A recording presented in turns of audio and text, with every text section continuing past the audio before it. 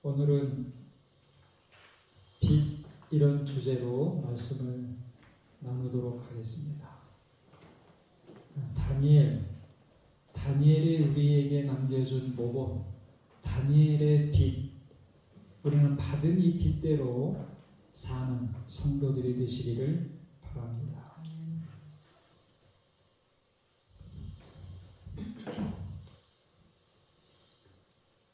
세 번째 말씀부터 다 같이 읽겠습니다. 첫 번째는 제가 읽어드리고요. 다니엘은 마음이 민첩하여 총리들과 방백들 위에 뛰어나므로 왕이 그를 세워 전국을 다스리게 하고자 한지라. 이에 총리들과 방백들이 가로되 다니엘은 그 하나님의 율법에 대하여 그 틈을 얻지 못하면 그를 고소할 수 없으리라 하고. 시작. 다니엘이 이 소서에 거인이 찍힌 것을 알고도 자기 집에 돌아가서는 그 방에 예루살렘으로 향하여 열린 창에서 전에 행하던 대로 하루 3번씩 무릎을 꿇고 기도하며 그 하나님께 감사하였더라. 다니엘서 6장 3절부터 10절까지 있는 말씀들이었습니다. 다니엘은 마음이 민첩했다라고 여기 소개했는데, 민첩했다는 뜻이 뭘까요? 민첩하다, 재빠르다. 근데 또 다른 뜻이 있어요. 뛰어나다. 그래서 몸이 민첩하다는 말은 재빠른 거예요. 마음이 민첩하다는 말은 마음이 뛰어나다, 뛰어난 정신을 갖고 있다, 이런 의미입니다. 영어로도 그래요. 뛰어난 정신을 갖고 있었다 그랬어요. 정신이 뛰어나요. 성경 주석을 보면 성실하고 정직하고 충성스러웠다, 이 3가지 단어로 이 부분을 설명합니다. 정직했어요, 성실했어요, 그리고 충성스러웠어요. 마음이 뛰어난 사람. 여러분, 다니엘서 6장은 의미 있는 성경이에요. 성경 부분입니다.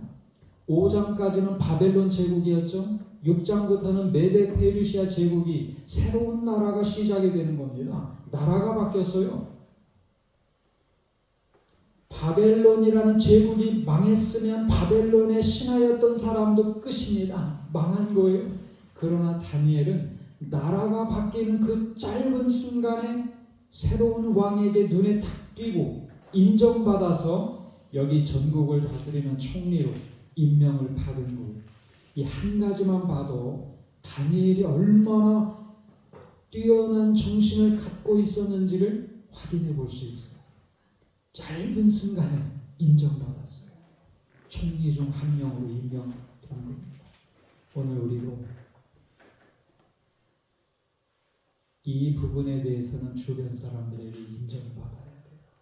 성실하고 정직하고 주변 사람들에게 인정받는 재림 신자들이 되어야 합니다.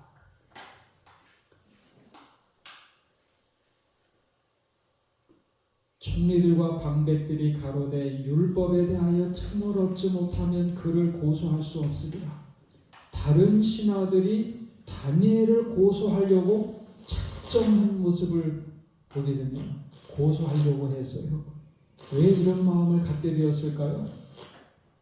고소하려고 했어요. 여러분이 다니엘은 출신이 바벨론 제국의 신하였어요. 망한 나라 신하였는데 메대 사람들, 메대의 신하들이 볼 때는 망한 나라의 신하가 자기들보다 더 높은 자리에 오르게 되면 자연스럽게 마음에 갖는 게 뭐예요? 질투심. 성경의 화이선지자는 그들의 마음을 한마디로 표현을 했는데 질투심이었어요. 질투 때문에 고소하기로 작정을 한 것입니다. 없애버리려고 작정한 거예요. 성경에 보면 질투가 얼마나 무섭게 역사를 만들어 갔는지를 우리가 확인해 볼 수 있어요. 첫 번째 살인 사건이 뭐였어요? 가인이 아벨을 죽인 거. 이유가 뭐예요? 질투심. 이스라엘의 종교 지도자들이 예수님을 죽이기로 작정을 한 것도 뭐였어요? 질투심. 오늘 우리 교회 안에서 작용할 수 있는 강력한 사단의 수단이 뭘까요? 질투심. 왜요?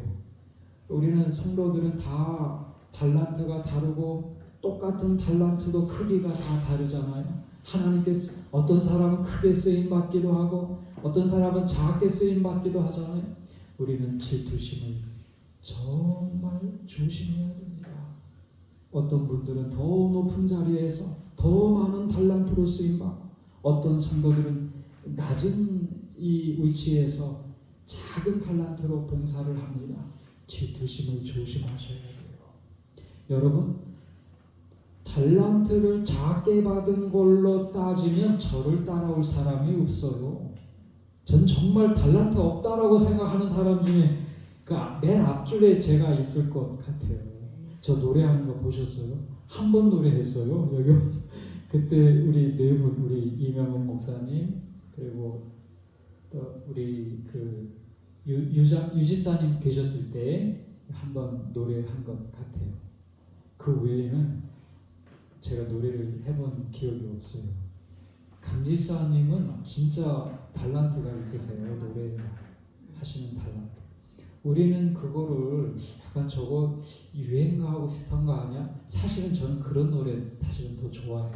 왜냐하면 꾸미지 않고 자연스럽게 마음의 흥대로 이렇게 하시는 거잖아요. 저는 그래서 강지사님 정말 달란트가 많으신 것 같아요. 이렇게 딱 얼핏 보면 처음에는 남자답게 생기셨네. 근데 노래를 그렇게 잘하실 줄은 저 정말 몰랐어요. 예. 감사합니다. 예. 지사님, 저도 지사님 보고 빙긋 웃었어요. 예. 이거 진심으로 말씀드린 거예요. 예. 빙긋 웃었다는 말이 다른 뜻이 아니에요.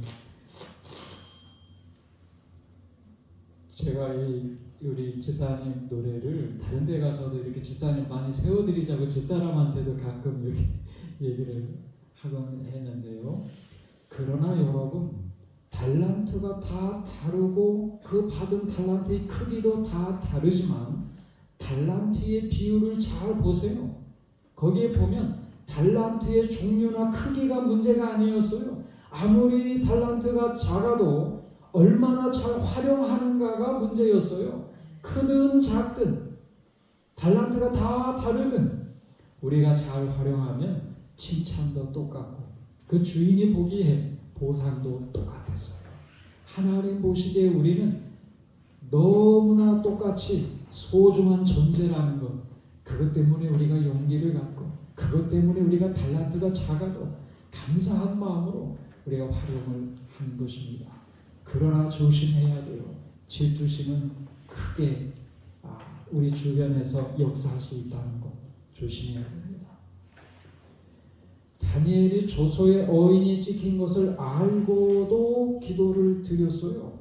근데 기도를 드려도 유난하게 기도를 드렸어요. 어떻게 기도를 드렸습니까? 창문을 열고 지금 다른 신에게 기도하는 것이 금지된 법령이 떨어졌는데 창문을 열고 무릎을 꿇고 여기 선지자의 왕에 보면 큰 소리로 하루 3번 변함없이 기도를 드렸어요. 여러분, 이거 꽉 막힌 거 아니야? 좀 융통성 있게 신앙생활하면 안 될까? 이런 생각을 저도 사실 가져요. 왜 이렇게 유난하게 기도를 드렸을까? 어떤 의도가 있는 것 같아요. 정말 있었어요. 창문을 열어놓고 무릎을 꿇고 보라는 듯이 큰 목소리로 3번씩 기도드린데 의도가 있었어요. 자세히 이렇게 제가 선지자 왕 읽어보니까 2가지가 있는데 다니엘은 위기의 때일수록 첫 번째는 기도를 더 간절하게 드려야 한다는 것을 보여주기 위해서, 여러분, 삶의 진정한 위기는 기도를 멈추는 게 위기입니다. 위기의 때일수록 더 간절하게 기도드려야 된다는 걸 보여주기 위해서 창문을 열고 무릎을 꿇고 큰 목소리로 기도를 드렸다는 거예요. 여러분, 우리가 정말 위기일 수 있어요. 기도를 멈추는 게 위기입니다. 두 번째, 다니엘은 하나님과 우리 사이에 세상의 어떤 권세도 개입할 수 없다는 걸 보여주기 위해서 창문을 열고 보란 듯이 큰 목소리로 하늘 하나님을 향해서 기도를 드렸다는 거예요. 세상의 어떤 왕의 권세도 어떤 법령도 하나님과 나 사이의 관계를 방해할 수 없다는 것을 보여주고 싶었어요. 여러분, 세상의 어떤 권세 법령도 그렇지만 세상의 욕심과 세상에 대한 관심 때문에 우리의 기도가 막혀서는 안 됩니다. 하나님과 우리 사이에는 어떤 것도 방해할 수 있도록 용납해서는 안 됩니다. 우리가 기도를 성실하게 다니엘의 빛을 따라서 하나님께 기도를 드려야 합니다. 여기 우리 교회는 잘 알려지지 않은 목사님이에요. 근데 다른 개신교 교단에서는 정말 우리나라에서 유명한 목사님 가운데 한 분이신데, 이분이 책에다가 경험담을 솔직하게 쓰셨더라고요. 예전에 제 속을 썩이던 집사님 한 분이 계셨습니다. 그분을 위해 30일 작정 기도를 시작했습니다. 집사님 마음을 바꾸어 달라고 기도한 것입니다.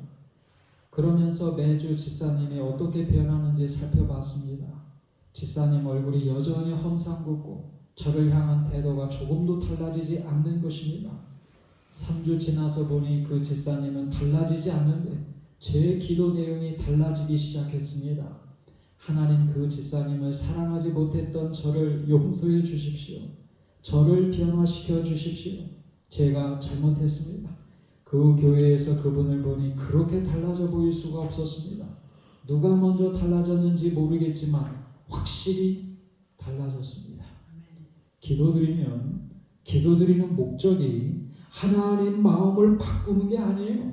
기도드리는 목적이 다른 사람 마음 바꿔달라고 하는 그게 목적 아니에요. 기도드리다 보면 자신이 바뀌는 거예요. 하나님은 여전히 우리에게 가장 좋은 것을 주시기를 원하시는 그 마음은 변함이 없으세요. 달라지는 건 우리가 달라지는 거예요. 우리가 기도를 드리면 드릴수록 하나님의 사랑에 대한 깨달음이 달라지고 믿음이 달라지고 품성이 달라지고 하나님을 축복을 받을 수 있는 사람으로 준비가 되는 거예요. 내가 달라지면 다른 사람이 바뀌는 거예요. 우리가 품성이 달라지면 우리를 대하는 다른 사람도 깨닫게 되고 변화되게 되는 것입니다.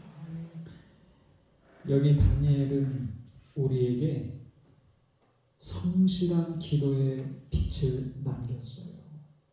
위기는, 진정한 위기는 기도를 쉬는 게 위기입니다. 다니엘에게 위기가 아니라 오늘 우리에게 더 큰 위험이 있다는 것 우리가 기억을 하게 되시기를 바랍니다. 진실한 기도를 드렸던 다니엘처럼 우리 자신이 먼저 변화되기 위해서 간절하게 성실하게 기도드리게 되시기를 바랍니다. 아멘. 근데 이번에 기억절 암송도 첫 번째 안식일에 하신다고요? 네. 저 있을 때 같이 하고 싶었어요. 그렇죠? 네. 매달 첫 번째 안식일 설교 전데요. 진짜 이번에도 또 지난번에 제가 다 암송 2주 전부터 했다가 첫 번째 안식을 바꾸셔가지고 저도 못했잖아요. 같이 하면 안 되는 거예요? 돼요. 되죠. 제가 더 열심히 암송해야 되죠. 예. 제가 열심히 하겠습니다.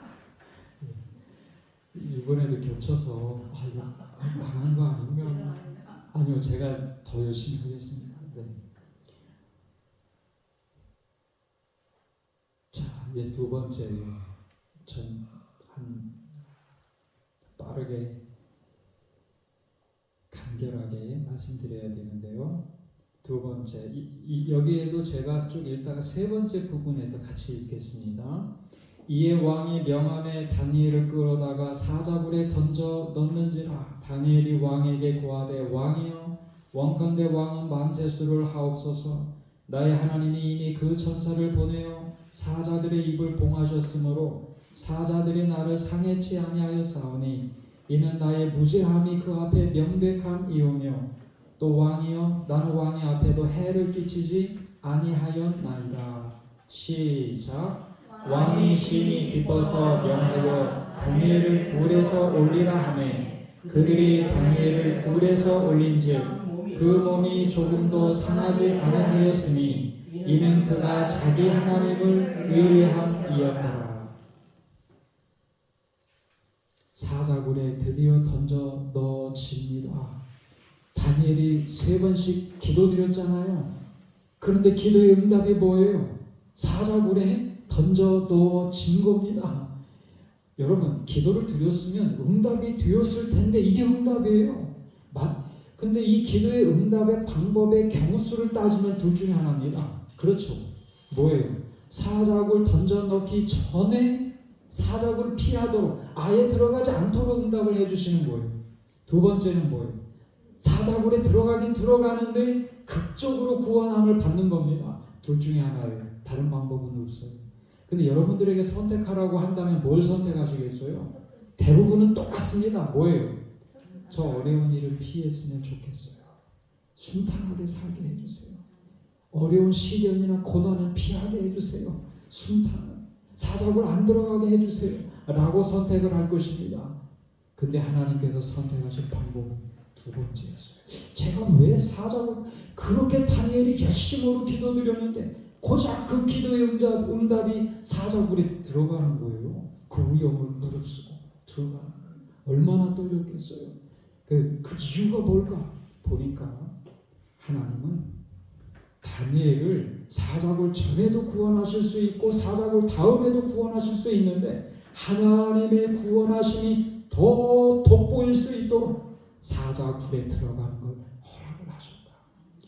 오늘 우리의 삶이 순탄하기만 하면 하나님의 사랑을, 하나님의 능력을 피상적으로만 알 거예요. 그러나 우리가 원하지 않았지만 시련과 고난을 경험하고 하나님의 놀라운 나를 붙드시는 그 사랑과 능력을 시련을 통해서 깨닫게 되거든. 그러므로 저는 어려움이 생길 때마다 힘은 들겠지만 하나님이 나에게 하나님의 사랑, 하나님의 능력을 체험할 수 있는 또 다른 기회, 새로운 차원의 믿음을 가질 수 있는 기회를 나에게 주시는구나, 이렇게 생각을 합니다. 세 번째, 여기 보면 그 몸이 조금도 상하지 아니하였으니 이는 그가 자기 하나님을 의뢰함이었더라. 몸이 조금도 상하지 않았다고 했어요. 제가 어렸을 때는 이 말씀을 어떻게 이해했는가 하면, 야, 이거 사자가 문제가 있는 거 아니야? 사자가 그 당시 배불렀었나? 아니면 약골이었나? 아니면 사자가 어디 아픈 데가 있었나? 라고 생각을 얼핏 했었어요. 그런데 몇 시간 후에 모함을 했던 사람들을 사자굴에 넣었더니 어떻게 됐어요? 순식간에 죽었어요. 사자가 문제가 있었던 게 아니었어요. 하나님의 능력으로 사자들을 제어하신 거예요. 그 종을 보호하신 것입니다. 몸이 조금도 상하지 않았어요. 그런데 그 이유가 뭐라고 성경은 말합니까? 이는 그가 자기 하나님을 의뢰함이었더라. 의뢰했다는 말이 뭘까요? 퀴즈로 내볼까요? 여기 천지사님. 물어봤다는 거예요. 예? 뭔지 물어봤다고요. 먼저 물어보셨어요? 무슨 일인지 물어봤다고요. 의뢰가. 아, 의뢰가 무슨 일인지. 아니, 지사님 다 듣고 계셨어요? 네? 아, 눈은 살짝 감으셨지만 다 듣고 계셨어요? 대단하시네요. 우리 성도님들 다 듣고 계신 거네요. 그러면 다 눈을 감고 계시길래 질문을 못 들었나 했더니, 이 의뢰가 그러면 하나님께 그러면 좀 말의 의미가 잘 안 맞잖아. 의뢰는 의문은 물어본 거 맞습니다. 의문, 그렇죠? 근데 의뢰, 이거는 믿고 의지했다는 거예요. 저는 이 다니엘서 공부하면서 많이 배웠어요. 다니엘에 대해 새로운 평가를 했습니다. 다니엘의 믿음은 어떤 점에서 우리와 달랐을까? 여러분, 화이 선지자가 다니엘을 선지자 왕에서 평가할 때 말이죠. 다니엘의 믿음의 최고의 강점은 번영의 때나 시련의 때나 변함이 없었다는 그것이었습니다. 한결같은 하나님에 대한 의로 믿고 의지하는 마음이 있었다는 거예요. 보통 사람은 어때요? 번영의 때 믿음이 느슨해집니다. 심지어는 번영의 때 잘 나갈 때는 하나님을 의지할 필요도 잘 못 느껴요. 또 시련의 때와 또 위기의 때는 어때요? 하나님을 원망하고 떠나는 성도들도 더러 있습니다. 균형이 잘 한결같이 믿음을 하나님께 두고 사는 게 쉬운 일 아닙니다. 근데 다니엘의 최고의 믿음의 강점이 그거였어요. 번영의 때나 시련의 때나 하나님을 한결같은 마음으로 의뢰했다는 거예요. 믿고 의지했다는 것입니다. 많이 배웠어요. 정말 다니엘은 화이 선지자가 빛이라고 설명한 단어처럼 우리에게 좋은 모범을 안겨줍니다. 우리도 우리가 잘 나갈 때, 일이 잘 풀릴 때, 시련의 때, 어려움이 있을 때 한결같은 마음으로 하나님을 믿고 의지해야 됩니다. 여기 저는 다니엘이 사자굴에 나와서 남긴 첫 마디가 뭔지 제일 궁금했어요. 어떤 말을 했을까? 뭐라고 했어요? 나의 하나님이 이미 천사를 보내어 사자들의 입을 봉하셨으므로 사자들이 나를 상해치 아니하였사오. 나의 무죄함이 그 앞에 명백함이오며 나는 왕의 앞에도 해를 끼치지 않았습니다. 라고 말을 했어요. 하나님이 천사를 이미 보내셔서 사자들 가운데에서도 나를 구원하셨고 하나님이 나를 구원하셨다는 그 말의 의미는 하나님 보시기에 나는 무죄하다는 사실이 너무나 명백하다는 증거가 된다는 거예요. 하나님이 나를 구원하셨어요. 하나님 보시기에 나는 무죄하다는 결정적인 증거가 된다고 자신의 무죄함을 선언합니다. 그리고 왕에게도 해를 끼치지 않았다. 어디에도 말이죠. 이 말씀 가운데 하나님을 높이는 말씀 외에 어디에도 원수에 대한 얘기가 있습니까? 없습니까? 없어요. 자기를 모함했던 사람들에 대한 말은, 복수의 말은 한마디도 없다는 걸 우리가 보게 됩니다. 사자굴 전에도 그래요. 정황상 문맥을 잘 읽어봐도 사자가 굴에 들어가기 전에 자기를 고소했던 사람들에 대해서 단 한마디도 하지 않았다라고 정황상 우리가 확인할 수 있어요. 성경 주석에도 보고 또 예언의 신에도 잘 읽어봤지만 자신을 모함했던 사람들에 대하여 사자굴 전에도 한마디도 하지 않고 사자굴 다음에도 정말 복수할 수 있는 절호의 기회였는데 한마디도 하지 않았다는 거예요. 살다 보니까 뭐가 제일 참기 어려워요? 인간관계 할 때, 모함을 받을 때, 그렇죠? 누명 쓸 때, 하지도 않은 일 했다라고 이게 연결이 될 때, 다른 사람이 나쁜 소문을 낼 때 마음이 참 괴롭고 또 참기가 힘들고 기회가 되면 뭔가 갚아주고 싶고 그런 마음이 드시잖아요. 자연스럽고 다니엘은 그러지 않았어요. 복수할 수 있는 마음을 가질 수도 있고 자기를 모함해서 사자굴에 쳐넣은 사람들 한마디 정말 절호의 기회가 왔는데 단 한마디도 하지 않았어요. 화이 선지자는 다니엘을 가르쳐 선한 마음의 소유자라고 그런 말을 했어요. 다니엘이 우리에게 빛이 되는 건 냉철한 성실함 때문도 그렇지만 차가운 사람이 아니에요. 정말 사랑이 넘치는 가장 참기 힘든 자기를 모함한 사람들에 대해서도 단 한마디도 하지 않았어요. 절호의 기회가 왔는데 제가 이제 한 가지만 신문 기사 소개해드리고 마치려고 그래요. 여기 보니까 한 분이 십자가가 있는 거 보니까 교회당에서 아주 멋있는 외투 입고 돈 2만 원 들고 있죠. 이분은 노숙인이에요. 노숙인. 근데 어떤 분이 이 외투를 이렇게 주고 그 외투를 보니까 돈도 들어있고 감사하다는 의미에서 그분이 다닌다는 교회를 찾아온 거예요. 그분의 이름도 잘 모르는 거죠. 교회만 들었으니까. 감사를 표시하는 게 그 신문에도 보도가 돼서 제가 이렇게 저장을 해둔 것입니다. 인천공항에서 서울역, 국민일보에 나왔던 기사예요. 인천공항에서 서울역으로 아침밥을 먹으러 가는 길이었습니다. 너무 추운 날씨에 움직이기 싫기도 했지만 따뜻한 아침과 친절한 봉사자들의 얼굴이 떠올라 없는 힘을 짜내 지하철 첫 차에 몸을 실었습니다. 눈을 감고 있는데 누군가 제 손과 발을 만지는 것에 놀라서 눈을 떴습니다.